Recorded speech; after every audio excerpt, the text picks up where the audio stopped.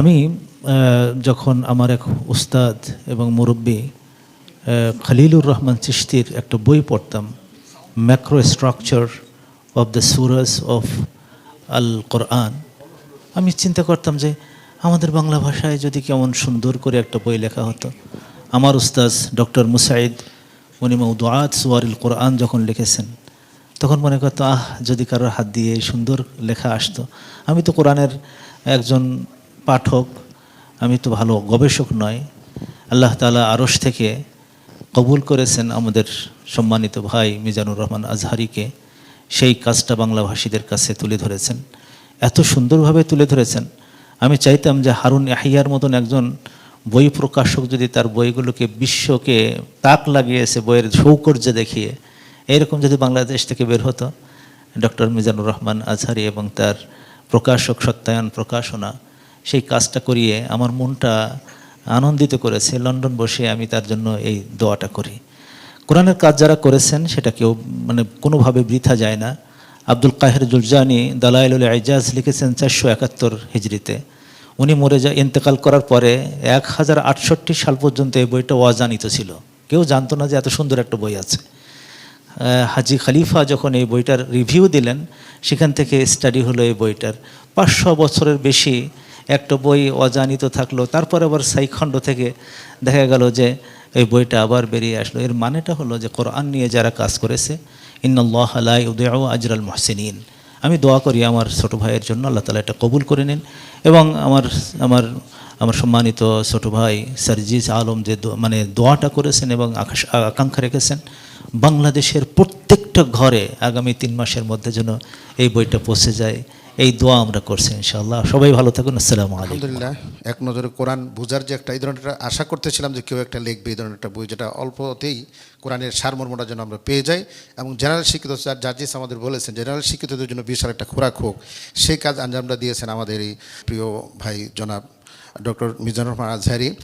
আমাদের গিয়াসউদ্দিন তালুকদার আমরা একত্রে সৌদি আরব পড়াশোনা করেছি, অত্যন্ত চমৎকারভাবে তার নামটাকে ফুটে তুলে ধরেছেন। আমি যে কথাটা বলতে চাচ্ছি সেটা হচ্ছে আসলে এই 5-এর পরে যে আমাদের দেশে যে অবস্থাটা হয়েছিল, আগে যা ছিল, আমি চাই যে জার্জিসরা যারা দুনিয়াতে চলে গিয়েছেন, আল্লাহ যেন তাদেরকে জান্নাত নসিব করেন। তাদের রক্তের বিনিময়ে আজকে আমরা এই হোটেলে এখানে বসার সুযোগ পেয়েছি। নসেদ এর আগে বসা তো দূরের কথা, গেট পর্যন্ত পৌঁছার হয়তো আমাদের সাহস ছিল না। আমি নিজেও কিন্তু জেল খেটেছি, খুবই কষ্ট লেগেছে, মিথ্যা তহমতের উপর কেস কেটে জেল খেটতে হয়েছে। আমি খুব কেঁদেছিলাম ওই দিন, যেদিন আমাদের ডক্টর মিজানুর আজহারি বাংলাদেশ ছেড়ে চলে গেল, যে এত বড় একটা নক্ষত্র আমরা হারিয়ে ফেললাম, যে নক্ষত্র দিয়ে আমরা হয়তো অনেক দূরে যেতে পারতাম, কোরআনের বিশাল খেদমত হতো। মূল সোর্স অফ নলেজ তো কোরআন। সুতরাং এই কোরআনের খেদমত করার মতন একটি আমাদের প্রিয় সন্তান ছিল, সে দেশ ছেড়ে চলে যেতে হলো জালেমদের জুলুমের শিকার হয়ে। সব নমাজেই দোয়া করেছি, আমার ফ্যামিলিতে ওনার বক্তব্য শুরু থেকে শেষ পর্যন্ত শুনে। আমরাও খুব বক্তৃতা শোনার অভ্যস্ত না, কিন্তু যেখানে ইউটিউবে পেতাম ওটা শুনতাম। সেখানে আমার খুব আশ্চর্য লাগে, সূরা ইউসুফের উপর উনি যে বক্তৃতা দিয়েছেন, মনে হচ্ছিল যেন ওইটা ওই দিন নাজিল হচ্ছে শব্দটা, আর ওইভাবে এটাকে উপস্থাপনা হচ্ছে। এত তাতবিক শব্দের সাথে উচ্চারণ প্লাস ওই অবস্থানটার পরিবেশ এবং সাউন্ডটা এরকম হওয়া, এটা আমি ওই দিন খুব আশ্চর্য হয়েছি। আমিও ভাষার ছাত্র হিসাবে সেদিন খুব আশ্চর্যিত হয়েছিলাম যে এত সুন্দর গুছায় কথাটা বলতে পারে। আমি দোয়া করি আমাদের এই প্রিয় সন্তানের জন্য, এই দেশসেরা সন্তানের জন্য, এই কোরআনের উজ্জ্বল নক্ষত্রের জন্য আমরা দোয়া করছি। আল্লাহ তাআলা যেন তার এই বইটাকে কবুল করেন, তার খেদমতকে যেন কবুল করেন। যারা কোরআন পড়তে চায়, বুঝতে চায়, লিল্লাতি ইয়াহদি ইন্না হাযাল কুরআন ইয়াহদি লিল্লাতি হিয়া আকওয়াম, যারা সঠিক পথে চলতে চায় তাদের জন্য কোরআন ছাড়া অন্য কোনো গাইড বই নেই, কোরআন থেকে তার নলেজ নিতে হবে। আমরা দোয়া করি আমাদের এই ছোট আমাদের ভাইদের জন্য দোয়া করি, আল্লাহ তাআলা যেন তাদেরকে ওনাকে যেন আরও খেদমত করার সুযোগ আল্লাহ তাআলা করে দেন। বাংলাদেশের জমিন ইসলামের জন্য উর্বর, সেই উর্বর জমিনের জন্য আল্লাহর দিন প্রতিষ্ঠা হয়, সে ধরনের ভূমিকা যেন কাজ করতে পারে। আজকের এই চমৎকার অনুষ্ঠানে আমাকে আমন্ত্রিত করার জন্য আমার বড় ভাই ডক্টর মিজানুর রহমান আজহারি হাফিজুল্লাহকে আমি জাযাকুমুল্লাহ জানাচ্ছি। ইমাম মুহাম্মদ রহিমাল্লাহর একটা বিখ্যাত কথা আছে, মান জাহিলা বি আহলি জামানি ফাহুয়া জাহিল। যুগের ভাষা অনুধাবন করা বর্তমান তরুণ প্রজন্মের হৃদয়ের মানুষ ডক্টর মিজানুর রহমান আজহারি হাফিজুল্লাহ, তিনি কোরআনকে খুব সহজ করে তরুণদের কাছে উপস্থাপন করার জন্য এই পরিশ্রম করেছেন। আল্লাহ তাআলা তাকে উত্তম বদলা দান করুক। আমি ইনশাআল্লাহ পুরো বইটা পড়ব, তারপর ভিডিও রিভিউ দেব। আসসালামু আলাইকুম ওয়া রাহমাতুল্লাহি ওয়া বারাকাতুহু। তারকাতের আয়োজন, বড়রা কথা বলেছেন, বরেণ্যরা কথা বলেছেন, তাদের সাথে শুধু শামিল হওয়া।